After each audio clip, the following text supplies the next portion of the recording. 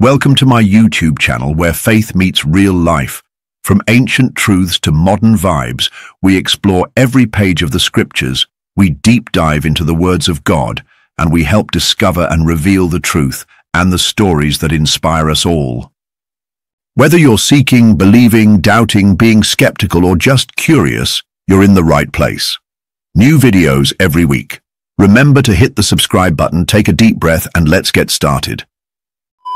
Sa oras na ito ay ating pag-uusapan ng isang paksa na maaaring makapagbibigay sa inyo ng mahalagang kaalaman o karunungan tungkol sa di umano, ang pagiging huling sugo ni Felix Manalo ng Diyos. Hindi po ako ang sasagot ng katanungang ito, kundi ang isang kinikilalang tanyag na artificial intelligence or AI, katulad ng ChatGPT. Maraming artificial intelligence applications ang available sa ating internet, at maaari din naman kayo gumamit ng iba pang AI, maliban pa sa ChatGPT. Bago po natin umpisahan ito, ay hayaan ninyo muna akong ipakilala sa inyo kung sino o ano ang ChatGPT. Marahil, ang iba sa inyo ay wala pang idea o sapat na kaalaman kung ano ba ang tinatawag na ChatGPT. Narito at hayaan ninyo akong bigyan kayo ng mga educational information tungkol dito bago natin alamin kung ano ang magiging kasagutan ng ChatGPT sa tanong na, totoo bang ang huling sugo ng Diyos ay si Felix Manalo? Ano ang ChatGPT? Ang ChatGPT ay isang artipisyal na intelihensya or AI na binuo ng OpenAI. Isa itong chatbot na kayang makipag-usap sa mga tao gamit ang natural na wika, parang kausap mo rin ang isang totoong tao. Narito ang ilang mahahalagang impormasyon tungkol sa ChatGPT. Layunin. Tumutulong ito sa pagsagot ng mga tanong, paggawa ng mga sulatin, tulad ng sanaysay, liham, tula, pagbigay ng payo, pagsasalin ng wika, pagdebug ng code, at marami pang iba. Batay sa GPT, Generative Pre-trained Transformer. Isang malaking modelo ng wika na sinanay gamit ang maraming datos mula sa internet, libro, artikulo at iba pa. May limitasyon sa kaalaman. Ang ilang bersyon nito ay may cut-off sa impormasyon, kaya maaaring hindi nito alam ang pinakabagong balita o pangyayari, maliban kung nakakonekta ito sa internet. Hindi perpekto. Maaring magkamali ito o makapagbigay ng impormasyon na hindi tama, kaya mainam pa ring suriin ang mga sagot. Kung may gusto kang itanong o ipa-explain, Tagalog man o Ingles, sabihin mo lang, nandito ako para tumulong. Ilang porsyento ang accuracy na binibigay ng ChatGPT sa mga sagot na kanyang binibigay sa mga nagtatanong sa kanya? Magandang tanong. Ang accuracy ng mga sagot ni ChatGPT ay nagbabago depende sa uri ng tanong, konteksto, at gamit ng user. Walang eksaktong porsyento na laging pareho, pero narito ang ilang mahalagang impormasyon. Tinatanti ang accuracy ng ChatGPT batay sa GPT-4. Sa mga factual or objective questions, totoong impormasyon. Tinatayang nasa 80 hanggang 70% accuracy kapag tungkol sa pangkalahatang kaalaman. Halimbawa, sa kasaysayan, agham, wika. Mas mataas ang accuracy kapag ang impormasyon ay madalas lumabas sa pinagkukunang data nito. Sa mga mas komplikado o teknikal na tanong, halimbawa sa programming, batas, medisina, maaaring bumaba sa 60 hanggang 80% depende sa espesipikong detalye. Halimbawa, sa medical o legal advice, hindi ito dapat pagbatayan ng desisyon, mas mainam pa ring kumonsulta sa profesional. Sa opinyon, creative writing, at subjective na usapan. Hindi nasusukat sa accuracy dahil depende ito sa estilo, tono o layunin ng user. Mga salik na nakakaapekto sa accuracy. Una, kalinawan ng tanong.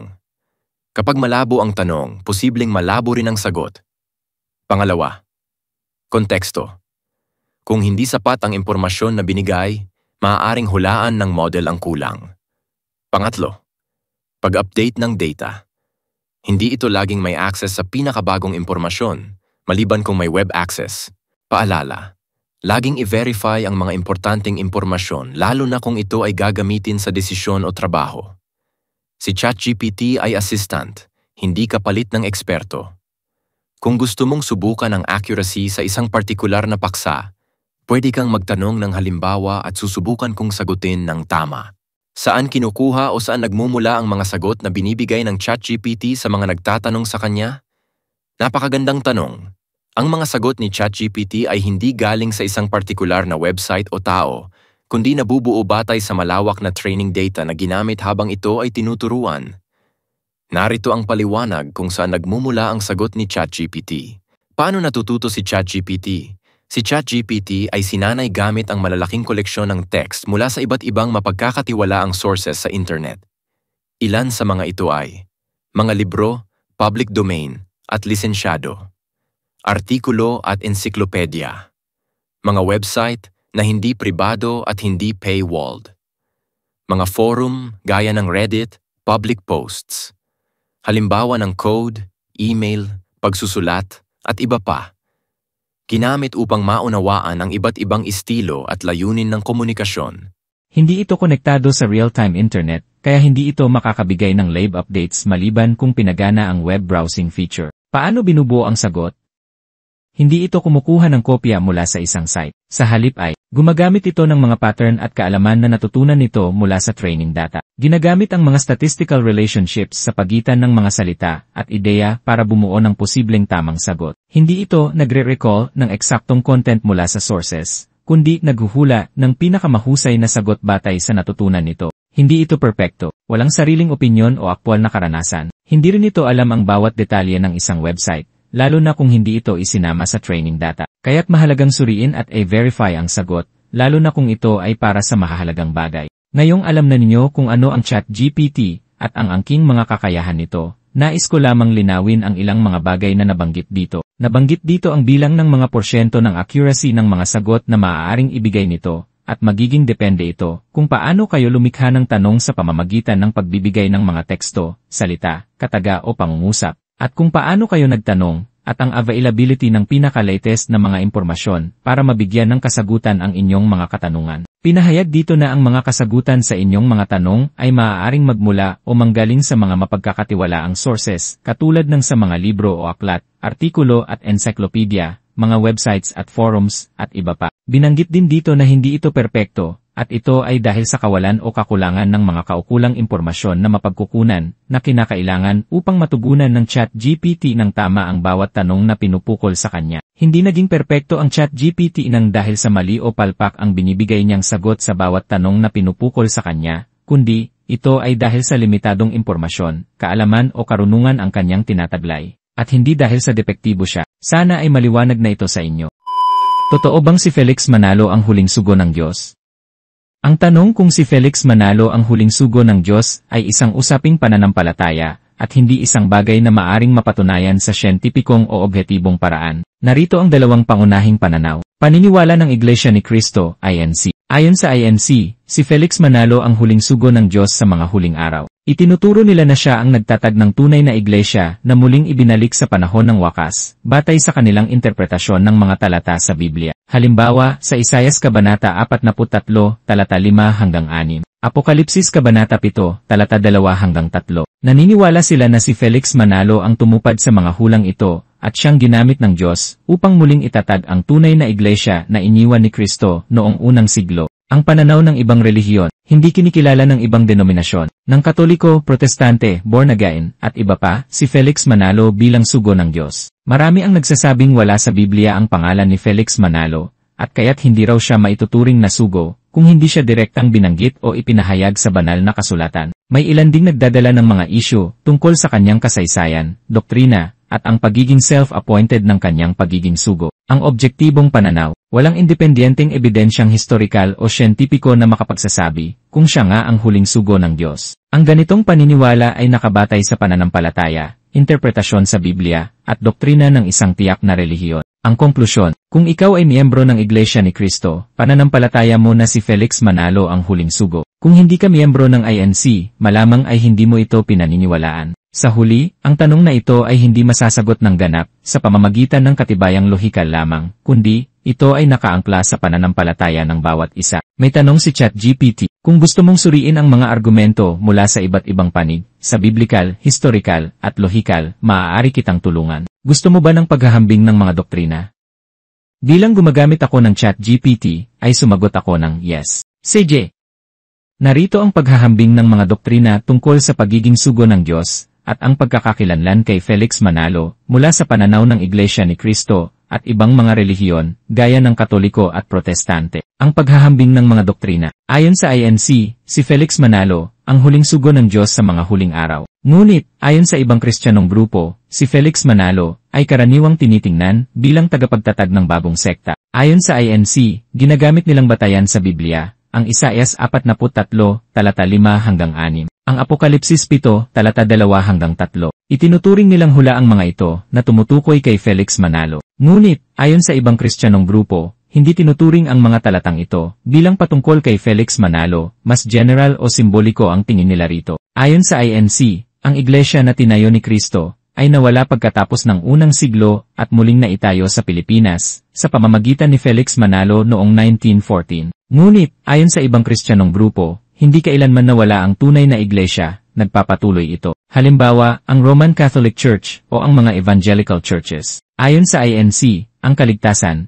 ay tanging ang mga kaanib lang ng INC ang maliligtas, dapat ay nasa tunay na iglesia. Ngunit, ayon sa ibang Kristiyanong grupo, ang kaligtasan ay matatamo sa pamamagitan ng pananampalataya kay Hesukristo at hindi sa pagiging miyembro o kaanib ng isang partikular na organisasyon, relihiyon o sekta. Ayon sa INC, ang buong sangkatauhan ay tumiwalag o tumalikod sa tunay na iglesia matapos ang unang siglo. Ngunit, ayon sa ibang Kristiyanong grupo, maraming simbahan ang maaaring nagkamali, pero hindi kailanman nawala o naglaho ang iglesia o ang mga nananampalataya kay Kristo. Ayon sa INC, ang bagong tagapagtatag ng iglesia ay si Felix Manalo, ang ginamit upang muling itayo ito. Ngunit ayon sa ibang Kristiyanong grupo, tanging si Kristo lamang ang sentro at ulo ng simbahan magpakailanman, wala nang kailangang bagong sugo. Ayon sa INC, ang sugo na si Felix Manalo ay kinakailangang tanggapin upang maligtas. Ngunit ayon sa ibang Kristiyanong grupo, wala nang bagong sugo, sapat na ang Ebanghelyo at ang Biblia. Ang sinumang nagpapahayag ng salita ng Diyos ay maaaring maging lingkod ng Diyos. Ang mga talatang madalas gamitin ng INC. Ang Isaias 43, talata 5 hanggang 6, ganito ang sinasabi. Mula sa silangan ay dadalhin ko ang iyong lahi. Para sa kanilang sariling interpretasyon nito, sinasabi nilang tumutukoy daw ito sa Pilipinas. Ang Apokalipsis 7, talata 2 hanggang 3. Isang anghel na may tatak ng Diyos mula sa silangan. Para sa kanilang sariling interpretasyon nito, itinuturo nilang ito daw ay si Felix Manalo. Narito ang tugon ng Katoliko at Evangelical Church.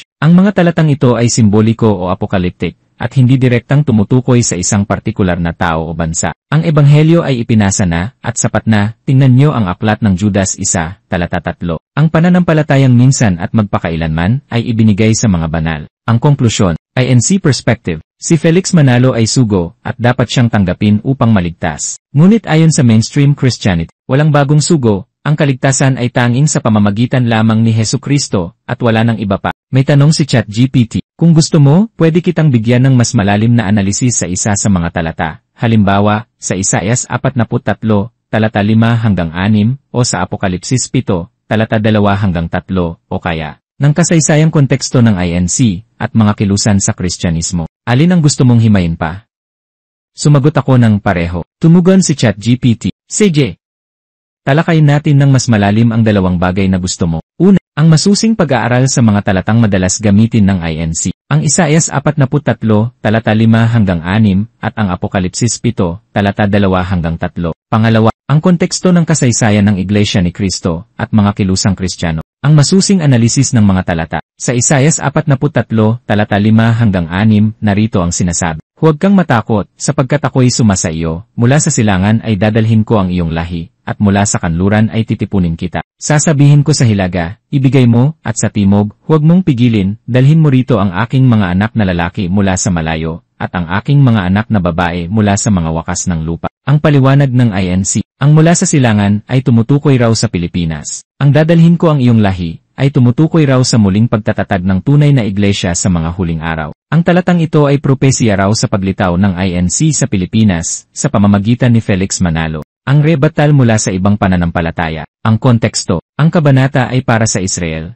isang pahayag ng Diyos tungkol sa pagtitipon sa kanila mula sa iba't ibang dako, pagkatapos ng pagkakabihag or exile. Walang malinaw na indikasyon na ang talata ay hula ukol sa Pilipinas o kay Felix Manalo. Mula sa biblical exegesis o maingat na pagbabasa, ito ay literal na tumutukoy sa pagbabalik ng mga Hudyo mula sa pagkakabihag sa Babylon. Ang Apokalipsis 7, talata 2-3. At nakita ko ang isa pang anghel na umaakyat mula sa silangan, taglay ang tatak ng Diyos na buhay. Siya'y sumigaw sa apat na anghel na binigyan ng kapangyarihang pinsalain ang lupa at dagat. Huwag muna ninyong pinsalain ang lupa o ang dagat, o ang mga punong kahoy hanggang sa matatakan namin ang mga alipin ng ating Diyos sa kanilang mga noo. Ang paliwanag ng INC. Ang anghel mula sa silangan ay tumutukoy daw kay Felix Manalo, ang sugo ng Diyos. Ang tatak ng Diyos ay ang aral o mensahe ng kaligtasan. Ang mula raw sa silangan ay tumutukoy raw sa Pilipinas na siyang pagmumulan ng huling sugo ng Diyos. Ang rebuttal mula sa iba. Ang Apokalipsis ay apocalyptic literature, isang symbolic at hindi literal.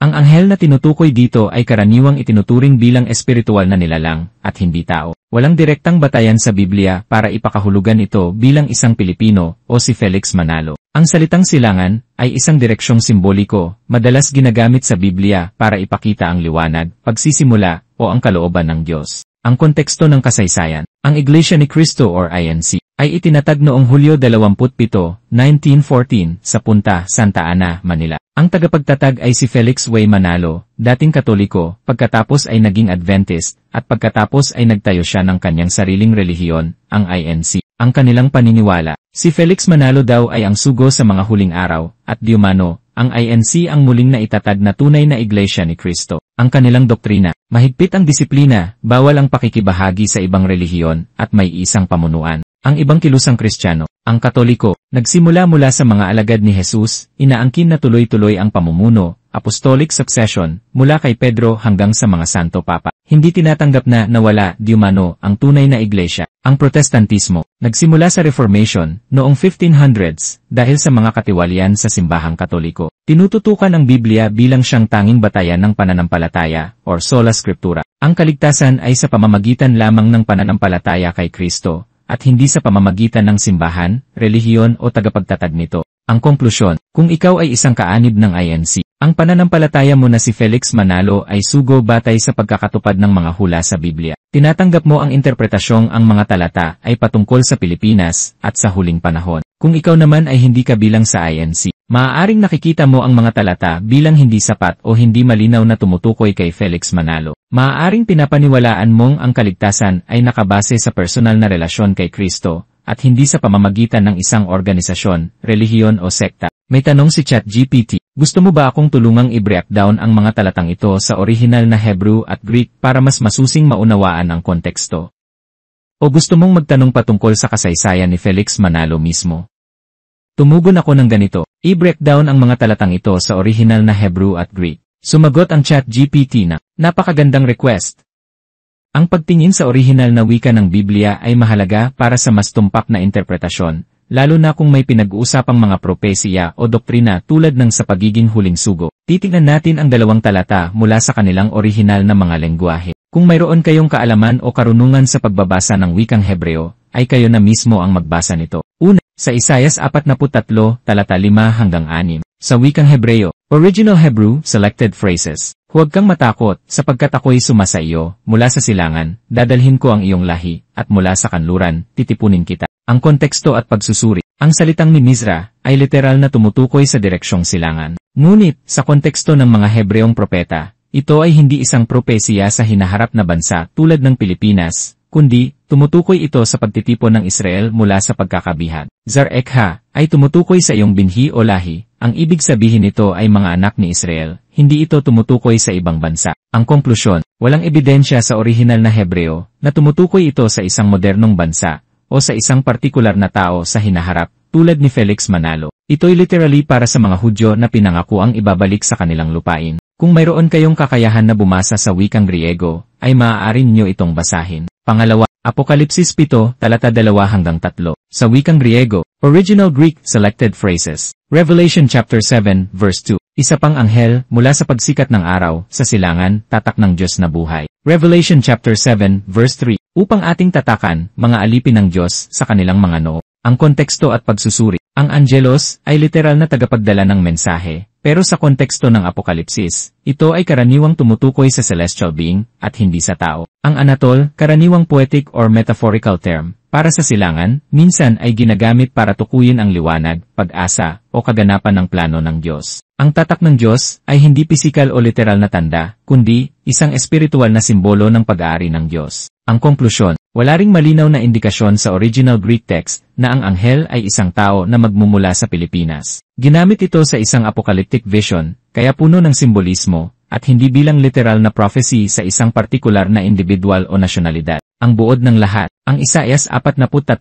talata 5 hanggang 6, sa wikang Hebreo, hango mula sa orihinal na salitang, Mimizra, na may literal na kahulugan ng mula sa silangan, ay maliwanag na tumutukoy sa pagbabalik ng Israel mula sa pagkakabihag, at walang kinalaman o direktang koneksyon kay Felix Manalo. Ang Apokalipsis 7, talata 2, sa wikang Griego, hango mula sa orihinal na salitang, Anatols, na may literal na kahulugan ng mula sa silangan o pagsikat ng araw, ay malinaw na tumutukoy sa simbolikong anghel na isang celestial being, at hindi sa isang partikular na tao, kung kaya't maliwanag na hindi ito kailanman tumutukoy kay Felix Manalo. May tanong si ChatGPT, kung gusto mo, pwede pa nating i-cross-reference ito sa ibang ancient translations, gaya ng Septuagint o Latin Vulgate, o pag-usapan kung paano ginagamit ng INC ang hermeneutics, biblical interpretation, para suportahan ang kanilang pananampalataya. Gusto mo ba yon?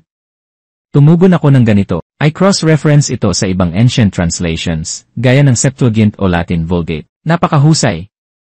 Ang pag-cross-reference sa ancient translations, gaya ng Septuagint, LXX, at Latin Vulgate, ay nagbibigay ng malalim na historical lens sa pagbasa ng mga talata. Tignan natin kung paano isinalin ang Isaias 43, talata 5 hanggang 6, at Apokalipsis 7, talata 2 hanggang 3, sa mga sinaunang salin. At kung may suporta ba ito sa ideya na tumutukoy ba ang mga ito kay Felix Manalo o sa Pilipinas? Sa Isaiah 43, verses 5-6, Septuagint, Greek Old Testament, mula sa silangan, iyong binhi o lahi, titipunin ko mula sa malalayong lupain. Ang pagsusuri, gaya ng sa Hebreo, tumutukoy ito sa pagtitipon ng mga Israelita, at hindi sa propesya ukol sa isang bagong relihiyon o bansa. Ginagamit ang salitang Griegong ito, dito sa parehong paraan, bilang geographic, at hindi bilang prophetic. Walang binabago ang LXX, na magbibigay ng suporta sa doktrina ng isang Pilipinong sugo. Kung mayroon sa inyong may karunungan sa pagbabasa ng wikang Latin, ay maaari nyo itong basahin at bigyan ng kahulugan o interpretation. Latin Vulgate, St. Jerome's Translation, 4th century AD. Isaias 43, talata 5 hanggang 6. Vulgate, Noli timere, quia tecum egosum, ab oriente adjuvam sementum, et ab occident congregabut. Dic Aquiloni, de, et ostro, noli prohiber, ad for filius meus dilonginco, et filius mis ab extremo terre. Ang mga keywords, mula sa silangan, ang iyong lahi o binhi, dalhin mula sa malayo, mga wakas ng lupa. Ang pagsusuri, muli, wala ring binanggit na propetikong bansa, o tinutukoy na tao sa wikang Latin. Ang Oriente, silangan, ay geographic, at hindi symbolic ng bansang Pilipinas. Para sa inyong kaalaman, maraming bansa ang matatagpuan sa silangan, hindi lamang ang Pilipinas. Ang talatang ito ay tumutukoy sa restorasyon ng Israel, ng mga Israelita. Narito naman ang sa wikang Griego. Revelation chapter 7, verses 2-3. Greek, same as modern Greek, NT. From the rising of the sun, silangan. Sa wikang Latin Vulgate, sa Apokalipsis 7, talata 2 hanggang 3. Et vidi alterum angelum ascendentem ab ortu solis, habentem signum Dei vivi. Ang mga keywords, ab ortu solis mula sa pagsikat ng araw, or east. Signum Dei vivi, tatak ng Diyos na buhay. Ang pagsusuri, ang ortu solis, nangangahulugang, raising of the sun, o silangan sa wikang Pilipino, ay hindi pangalan ng bansa, kundi isang direksyon. Wala ring klaro na indikasyon sa Latin, na ito ay tumutukoy sa isang tao. Ang Angelus ay malinaw na celestial being at hindi propetikong Pilipino. Ang buod ng mga pagsasalin, ang Isaiah 43 verses 5-6 at ang Revelation 7 verse 2 mula sa iba't ibang orihinal na salin, sa wikang Hebreo, Septuagint, Latin Vulgate at sa Griego, ay nagkakaisa silang nagpapahayag na ang mga talatang nabanggit ay hindi kailanman tumutukoy o nagbibigay ng malinaw na indikasyon na ito ay tumutukoy kay Felix Manalo o sa bansang Pilipinas. Ang konklusyon, ang lahat ng sinaunang salin sa Hebrew, Greek, at Latin ay nagkakaisang sumasang-ayon sa interpretasyon na ang mga talatang ito ay literal o simbolikong geographic at hindi ito tumutukoy sa isang individual sa hinaharap. Gaya ni Felix Manalo, wala sa mga ancient translations ang nagsusulong o sumusuporta sa ideya na ito ay hula o propesya sa Pilipinas o sa pagkakatatag ng INC. Marahil ay marami sa inyo ang sumasang-ayon sa naging resulta ng ating pagsasaliksik gamit ang artificial intelligence na ChatGPT. Sinagot niya ng maayos, nang may pruweba at pinagbatayan, ang katanungang, totoo bang si Felix Manalo ang huling sugo ng Diyos? Ngunit, tiyak din naman na marami rin ang kokontra dito dahil sa tumutulig sa ito sa kanilang doktrina o katuruan, at malalagay sa alanganin ang kanilang relihiyon o paniniwala, kung paniniwalaan nilang totoo nga ang pinapahayag ng ChatGPT. Marami ang tiyak na magsasabi na, internet lang iyan, gawa-gawa lang iyan ng tao, sinisiraan lang ninyo kami, nilikha lang iyan ng computer software program, at kung ano-ano pang mga negatibo, pasaring, o akusasyon ang bibitawan nilang mga salita, tungkol sa mensahe ng video na aking pinakita sa inyo. Kung ganito ang inyong katwiran, sino ba ang lumikha ng inyong relihiyon? Di ba tao lang din siya, na nagkunwaring sugo, propeta, ibong mandaragit, at anghel? Hindi ba makaya ng inyong puso at kalooban na matanggap nyo kung ano yung totoo at tama? Nagpupumiglas ba ang inyong damdamin sa pagkontra? Naggangalit ba ang inyong bibig na gustong magmura dahil sa nasaktan ang inyong ego or pride chicken? Kung kayo ay kaanib sa Iglesia ni Kristo, at kung totoo nga, na kayo ay patuloy pa ring nag-aaral at nagsasaliksik sa katotohanan, hindi ba dapat ay matuwa kayo, maging masaya kayo? Dahil tinutulungan ko kayong magsaliksik ng kung ano ang tama at matuwid na katuruan ng Biblia, na dapat ninyong tinatanggap at pinapaniwalaan. Bigyang pansin po ninyo ang pagsisikap ng ChatGPT, na saliksikin ang mga orihinal na lengguwahe na pinagmulan ng mga talata, tulad ng sa wikang Hebreo, Griego at Latin, sa Isaiah 43, verses 5-6 at Revelation 7, verse 2, upang lubos nating maunawaan at malaman kung ano ba talaga ang tamang pinapakahulugan nito, at ang wastong interpretation or application na dapat ibigay sa mga nabanggit na talata. Nais ko sanang itanong sa inyo ito, naghahanap o nagsasaliksik pa ba kayo sa katotohanan? Or ganap na kayong kontento sa kung anuman ang inyong pinaniniwalaan sa ngayon? Kumbinsido na ba kayong nasa tama nga kayong kinabibilangang relihiyon o sekta, at hindi niyo kailanman ito pagsisisihan sa bandang huli? Nakasisiguro na ba kayo, o may agam-agam pa rin, o pagdududang nararamdaman? Sa mga dati niyong kasamahan sa iglesia na tumiwalag na o itiniwalag na, or whatever, hindi rin ba pumapasok sa inyong isipan na may oras din darating sa inyo na kayo ay titiwalag na rin dahil sa, finally, ay pinahihintulutan na rin niyo ang inyong mga sarili na maging malaya, na yakapin ang katotohanang si Kristo ay Diyos na nagkatawang tao, ayon sa maraming mga talata na mababasa sa banal na kasulatan. Hindi na kayo makapapayag pa na paulit-ulit na lang kayong dinidiktahan, pinoprogram ang inyong mga utak at pag-isip sa mga katuruang nilikhang isip lamang ng inyong founder, na taliwas naman sa tamang pinapangaral ng Biblia. Natural instinct ng isang tao na sa una ay masaktan or ma-offend kayo at maging sobrang defensive o protective kayo sa inyong kinabibilangang relihiyon kung nakakarinig kayo ng mga pahayag na bumabatikos sa inyong paniniwala. Pero, unti-unti, dahan-dahan, ay may realize din niyo na may punto o may kabuluhan din pala ang mga naririnig ninyong mensahe laban sa inyong maling pananampalataya. It's only a matter of time, a matter of personal conviction sa inyong panig. Kaya, huwag muna kayong magsasalita agad ng patapos dahil kapag kumilos at nangusap na ang Diyos sa inyong buhay, sa isang iglap, ay magbabagong bigla ang inyong pananaw at paniniwala at makikilala ninyo ang tunay na Diyos. Ang matuwid at totoong katuruan ng Diyos sa Biblia. Kaya huwag kayo maging pabigla-bigla na nagagalit o nagmumura agad-agad sa mga taong nagpapahayag ng tamang salita ng Diyos sa inyo, dahil hindi naman kayo nakakatiyak na maaari nyo itong pagsisihan sa bandang huli. Kung sakaling malaman nyo later on, na tama pala ang taong inyong kinamumuhian, kinokontra, o inaaway. Kung kayo ay isang estudyante, isang college graduate,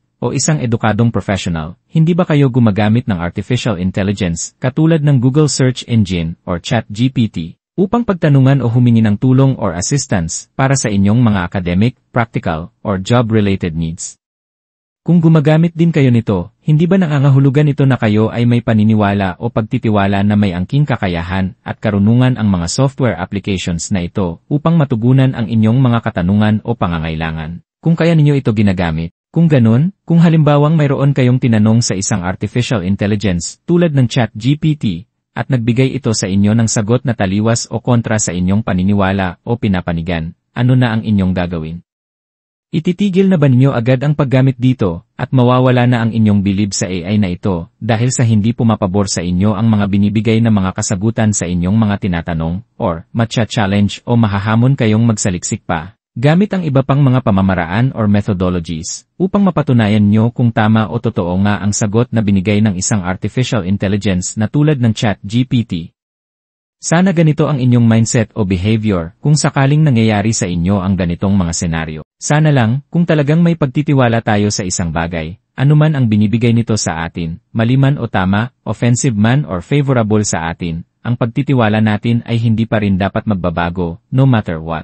Dahil buo pa rin ang ating pagtitiwala o paniniwala sa kanya. Ngayong tinanong natin sa ChatGPT, kung totoo bang si Felix Manalo ang siyang huling sugo ng Diyos, at nagbigay siya ng katugunang hindi. Para sa inyo ba ay isa ng hindi pwedeng paniwalaan o pagkatiwalaan ang artificial intelligence na ito, nang dahil lang sa kumukontra ito sa inyong paniniwalang espiritual? Paano kung sakaling magbigay naman ng positibong resulta ang anumang search engine o artificial intelligence tulad ng ChatGPT na sumasang-ayon o pumapabor sa inyong paniniwala o doktrina, ay saka lang ba ninyo sasabihin na tama ang AI? Sa palagay ba ninyo, ay hindi ba kayo nagiging bias or unfair sa ganyang klaseng selective judgment? Hindi ba ninyo kayang tumanggap ng katotohanan na kahit na alam na ninyong may mali yung inyong pinaniniwalaan, ay ayaw pa rin ninyong piliin na tanggapin kung ano yung talagang tama at totoo? Mas gusto pa rin ba ninyo talaga na kung ano yung baluktot at hindi katanggap-tanggap sa mayorya ng mga tunay na Kristiyano sa buong mundo, ay iyon pa ang siya ninyong pinapanigan at pinaniniwalaan? Para sa inyo, kayo lang ang laging tama at ang tanging maliligtas, at hindi yung iba. Kayo lang naman ang nag-aangkin na di umano, ang inyong founder daw ang siyang huling sugo ng Diyos, kahit na hindi naman siya. Ang inyong founder daw ang ibong mandaragit, kahit hindi naman siya. Ang inyong founder daw ay naging anghel, kahit hindi naman siya. Ano pa ba ang gustong angkinin ng inyong founder, na hanggang sa ngayon ay hindi pa namin nalalaman? Hindi pa ba kayo nakakahalata o nakakaramdam, na inaangkin na ng inyong founder ang mga bagay na hindi naman nauukol para sa kanya? Hindi pa ba niya inaangkin ang inyong mga kaluluwa o espiritu? Yung isang pastor mula sa Davao, siya daw, di umano, ang appointed son of God, inaangkin niya ang sanlibutan, pag-aari daw niya ang ating mga kaluluwa, pero sa kabutihang palad, hayon, at nakakulong na siya ngayon sa dami ng kanyang kaso. At mabuti na lang, hindi siya dinala sa mental hospital upang doon ipagamot, ikulong pala. Pero sa kasamaang palad, no offense meant, ay marami din itong mga sintu-sinto na tagasunod na naniniwala naman sa kanya. Ewan ko ba kung na-hypnotized ba sila or nakatanggap ng ayudang tig 1 kilong bigas, kung kaya sila naging followers ng highly questionable pastor na ito. Ano na ba ang nangyayari sa ating mga kababayan?